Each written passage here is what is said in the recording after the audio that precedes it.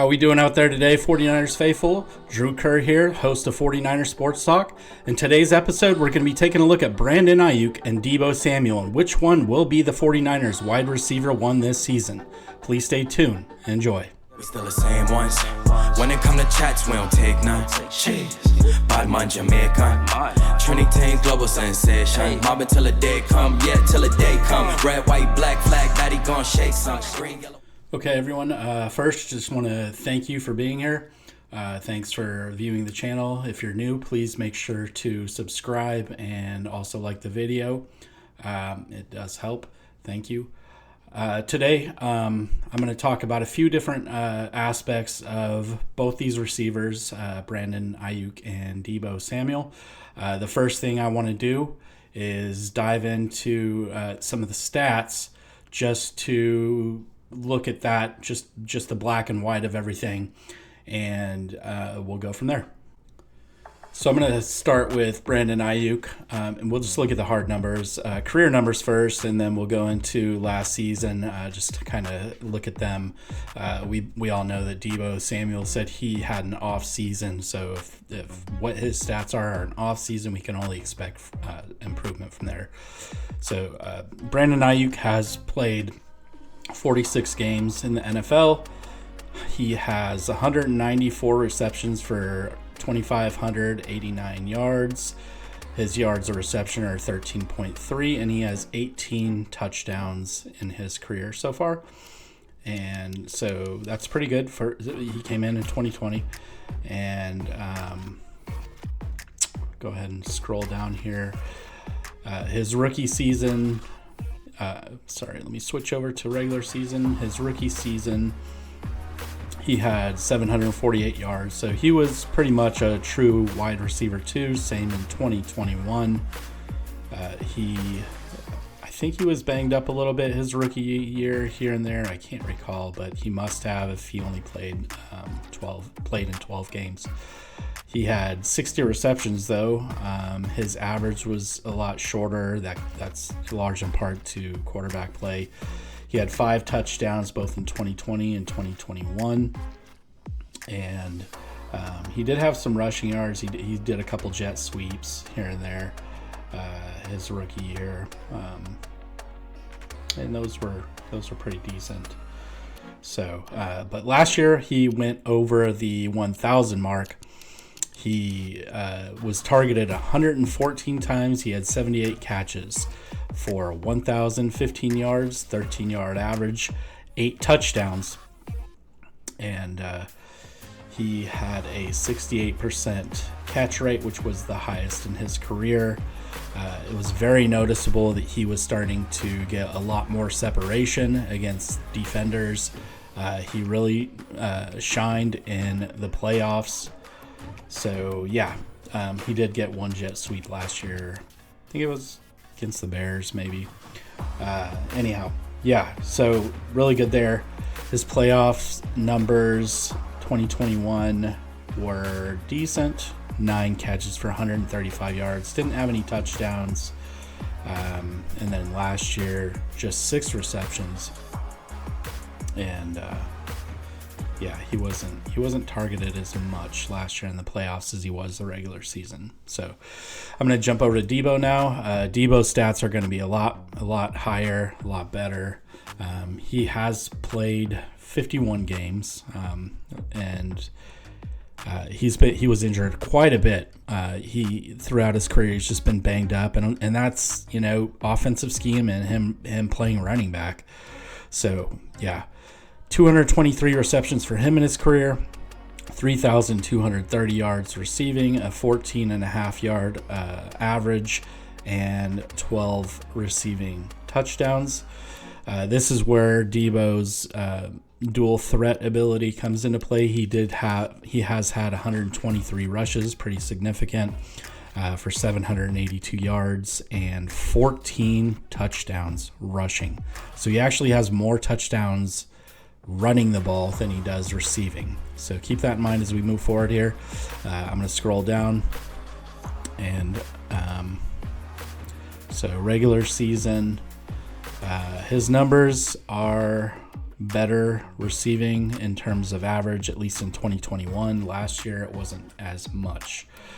It looks like 2021 was his best year. He was a Pro Bowler in 2021. And last year, yeah, he did look like he dropped off quite a bit. So he had 121 targets in 2021, 77 receptions for 1,400 yards, and 100 and what was it? Where is it? 365 yards rushing with 8 rushing touchdowns. Last year he did take a step back.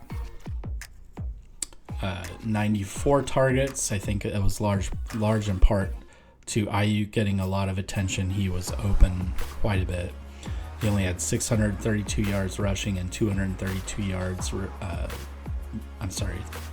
I think I said that backwards. 632 yards receiving, 232 yards rushing, and yards from scrimmage, 864 with 5 touchdowns.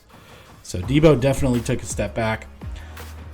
He did come alive a little bit more in the playoffs, I think, than Aiyuk. Yeah, he had 22 targets, 13 receptions, 211 receiving with a touchdown. Aiyuk did not score, and he had 34 yards rushing. Not great. So yeah, he disappeared on the ground a little bit. I think a lot of that has to do with Christian McCaffrey being here. He didn't have to do as much, and I hope that continues this year. I hope that is a big reason why Deebo slimmed down and chiseled up a little bit, because he plans on playing wide receiver more. So with that said, I want to kind of look at some of the improvements that they've made this year. And then after that, we'll go ahead and look at some of the highlights. I'll have some commentary on that, and we'll finish out with a tandem, all 32 receivers tandem ranking. So both Deebo and Aiyuk are probably two of the hardest working guys on the team. They're definitely the two hardest working guys in that wide receiving room.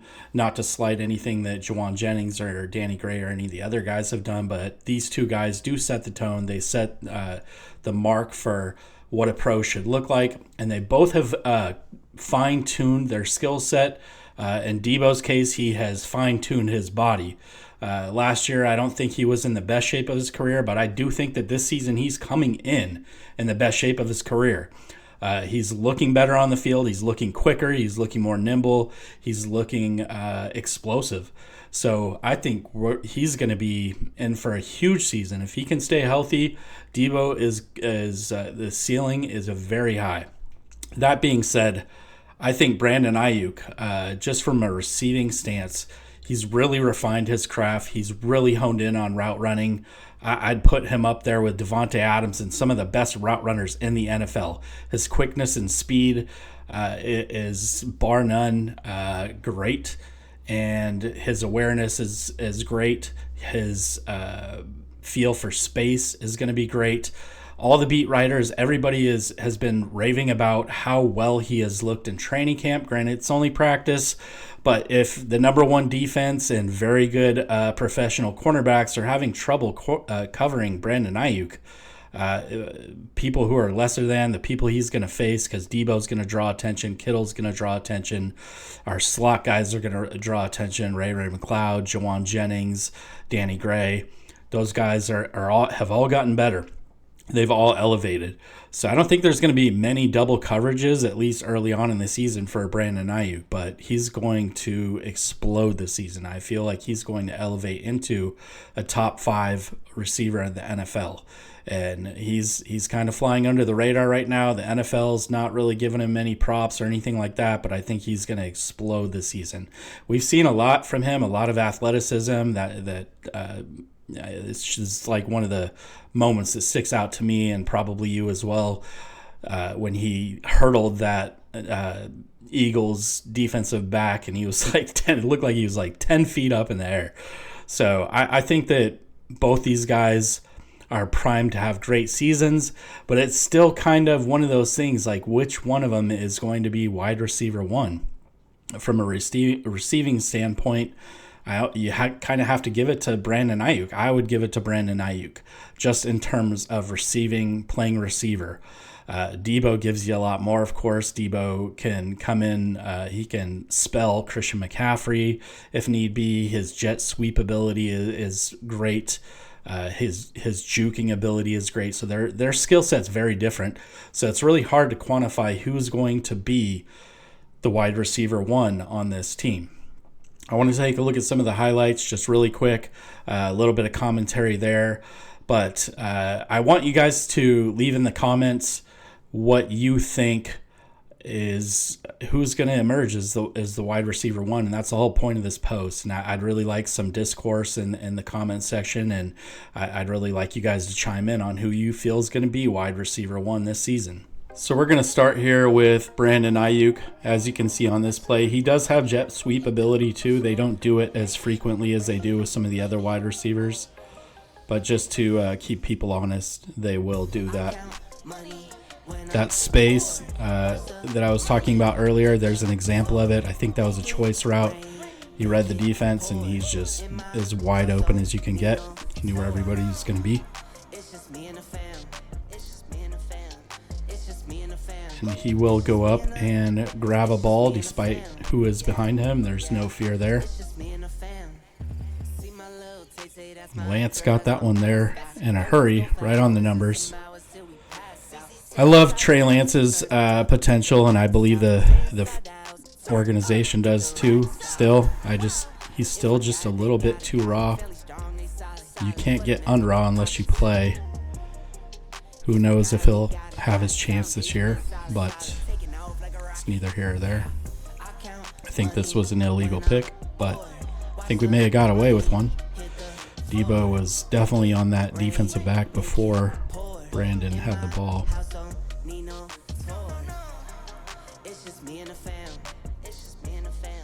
It was pretty close. All right, same thing with Deebo here. Gonna start it out with a jet sweep, and he is in the end zone. Was against Chicago to start the year off last year. You all know how that game went. And there he goes, playing running back.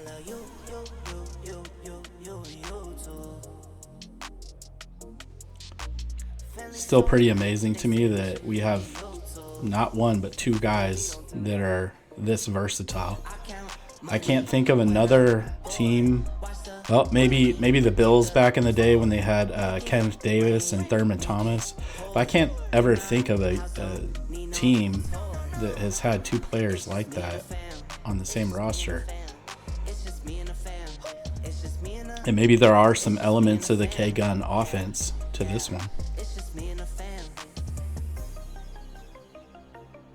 That was not a great pass by Jimmy. Deebo made a play on it and turned it into 6, and his yak ability. I mean, when he gets into the secondary and defensive backs have to try to tackle him, it's, as you saw there with Jalen Ramsey getting owned. I mean, what are you going to do? And I'm just going to run through this pretty quick. I put the tandems of each team into a tier system. Most of these are 5-tier. The bottom one had to be 2 because of the obvious difference in numbers there. Anyhow, I'm going to run through this fairly quick, but this is just how I see the tiers in my own mind for each team. You can let me know if you disagree in the comments. Without further ado, I'm just going to get into it. So I have the Colts ranked at the very bottom. They have Michael Pittman and Alex Pierce. I'm not even really sure who Alex Pierce is. I've got to admit, I'm not sure who that is. The Panthers have DJ Shark and Terrence Marshall. They are in Tier 7, bottom 2. Tier 6 features the Rams at the top of that with Cooper Kupp and Van Jefferson. The teams that only have like one elite wide receiver are the teams that I am putting at the bottom. You can't just have one elite wide receiver for a tandem. Tandem is 2.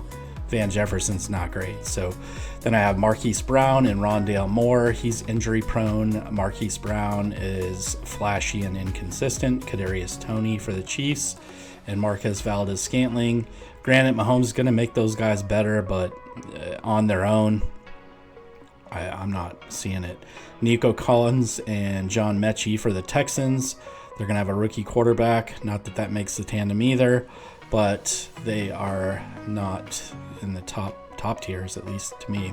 Drake London and Matt Collins finish that tier off. Tier 5, we have the Browns at the top of that with Amari Cooper.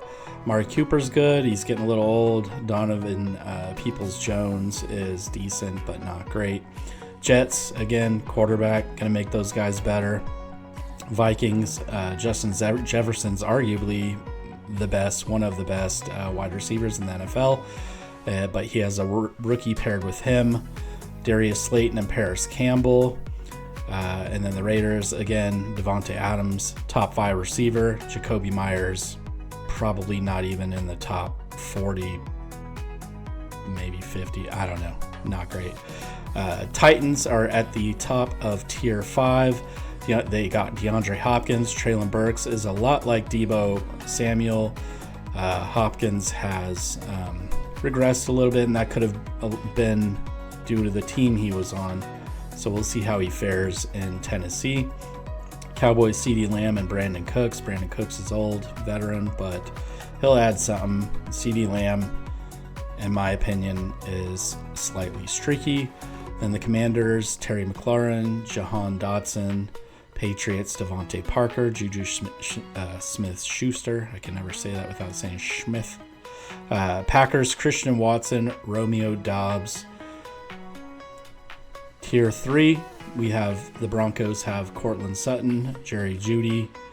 Steelers have Deontay Johnson and George Pickens. The Niners will face those guys week 1. It's going to be a tough challenge. Bears, DJ Moore came over from the Panthers, and Chase Claypool. Odell Beckham Jr. was added by the Ravens. Rashad Bateman, very good receiver. Michael Thomas and Chris Olave, 2 very solid receivers. And Michael Thomas can get back to being himself. That's a pretty dangerous combo with Derek Carr throwing them the ball. And then we have tier 2, Tampa Bay Bucks. Not a great quarterback situation. If I were them, I'd be kicking tires on Trey Lance. But Mike Evans and Chris Godwin are 2 of the best in the league. Lions, Marvin Jones and Amon-Ra St. Brown. Definitely a great tandem there. Calvin Ridley, if he can just stay out of trouble, he's phenomenal. And Zay Jones is also, he came alive last year with Trevor Lawrence getting in the ball. Those are 2 very good wide receivers. Bills, Stephon Diggs and Gabe Davis. I might flip-flop the Bills and Jaguars, to be honest with you. Keenan Allen, still one of the best. Mike Williams, very, very good, respectable top echelon receiver. And here is tier 1. I have the Dolphins as the top there. Tyreek Hill and Jalen Waddle are both wide receiver 1s. Jalen Waddle could be a wide receiver 1 on most rosters. Jamar Chase, I think he's better than Justin Jefferson personally, but that's up for debate. T. Higgins, also phenomenal. A.J. Brown and Devontae Smith, as much as it pains me to admit it, those guys are very good. And then I have the 49ers at 4. Top 5, but ranking 4th in the NFL. Brandon Aiyuk and Deebo Samuel. The point of this post is which one is wide receiver 1, so you could argue that there are 2 wide receiver 1s on this roster as well. And then DK Metcalf, who I think's kind of one-dimensional, but his one dimension is very, very good. He's borderline unstoppable when he gets going. And then Tyler Lockett, one of the best, the quickest receivers, smartest receivers in the NFL. So that rounds it out. I hope you guys enjoyed this episode, and I hope you'll stay tuned and be back for the next one. Talk to you guys later.